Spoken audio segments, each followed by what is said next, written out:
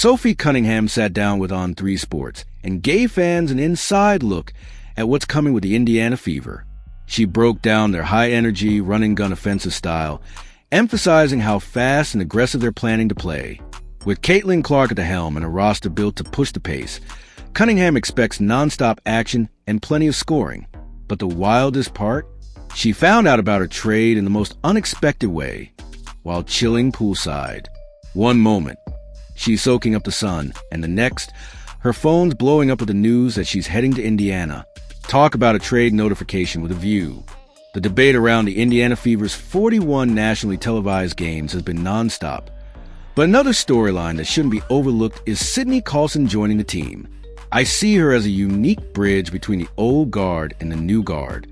She was with the Aces, a team that represents the league's established dominance. And now she's stepping into Indiana, the squad many see as the future of the WNBA. What makes her presence so interesting is that she understands and respects both sides. She's been part of championship culture, and now gets to help shape a young, up-and-coming team with massive potential. That kind of experience and perspective can be invaluable. Honestly, it makes me really optimistic about what this Fever team could become. Today, I want to dive into this interview Sophie Cunningham did with Nick Kosko from On3 Sports.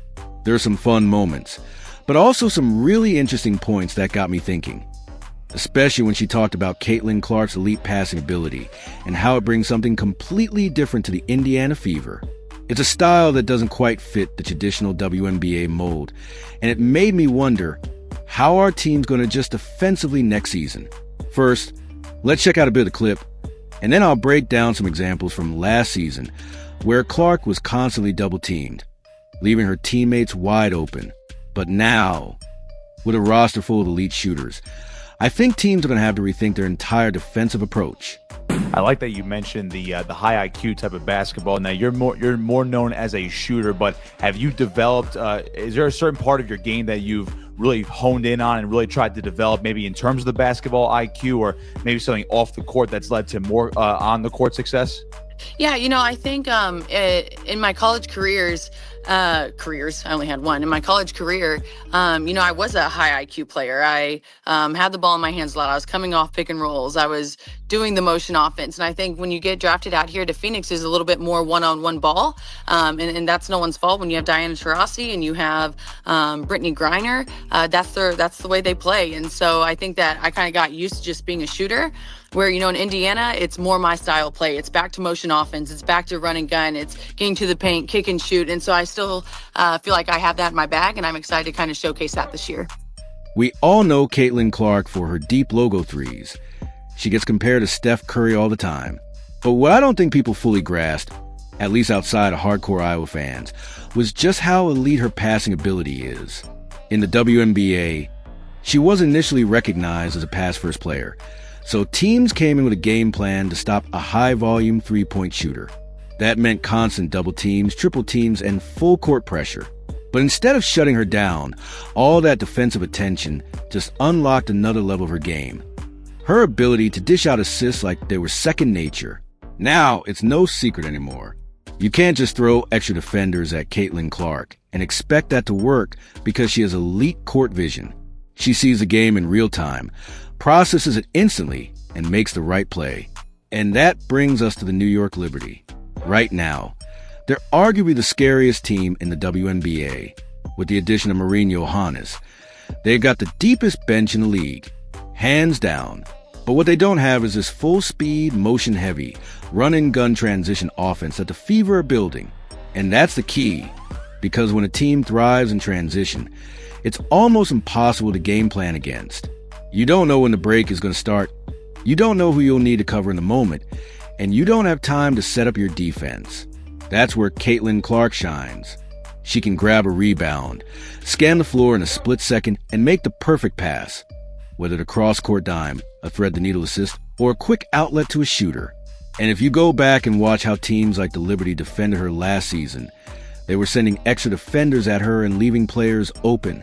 Clark read it every time and punished them for it. This is exactly why Indiana could have a real edge next season. Their system isn't built around one-dimensional scoring. It's built around speed, IQ, and spacing. And if teams don't adjust, Clark is going to pick them apart just like she did before. Only now, with even better weapons around her. Let's take this example right here where Caitlin Clark is bringing the ball down the court, and because they left NaLyssa Smith open by double teaming. NaLyssa got right by. Clark saw that, took the opportunity, and got the bucket. Or right here, where it looks like Ivana Dojic is covering Caitlin Clark. They go for the double team as Brianna Stewart steps up to block her three-point shot, opening up Temi Fagbentle for the bucket. But here's a really good example of Caitlin Clark gravity. As they're playing the Sparks, she is running up and gets triple teamed, leaving Kelsey Mitchell wide open. Mitchell spots up and knocks down the bucket. And one more example, Dorica Hamby goes to double team Caitlin Clark, leaving Temi Fagbentle open. Clark sees it instantly, makes the pass, and they get the bucket. This happened constantly last season, but I have to say, it was especially lethal in transition. Those lob passes. Caitlin Clark seeing an open teammate, no matter how far away they are. She just sees the opportunity. And honestly, that's something you really can't game plan against. It takes a lot of experience to know how to handle those moments. Now, I've seen a lot of basketball fans saying there's no way the Indiana Fever can compete with the New York Liberty. And look, I agree, the Liberty are their biggest challenge right now. I'd also throw the Lynx in there, because that team has a massive chip on their shoulder after losing in the finals. They want revenge bad. But looking at how these teams stack up, the Liberty are still at the top. However, the Fever brings something unique with their motion offense, their run-and-gun transition play, and that relentless high-energy style. That's something a lot of other teams simply don't have. And with the additions of Sophie Cunningham, DeWanna Bonner, and Sydney Carlson, this team isn't just young talent anymore. They've got veteran leadership. These are players who've been to championships, who know what it takes in the playoffs. And that's where the Fever fell short last season against the Sun. When the intensity ramped up, they struggled to adjust. But now, with this mix of experience and high-tempo play, they're in a much better position to make a real run. And here's what Sophie Cunningham had to say about the new roster and her thoughts on how it all comes together.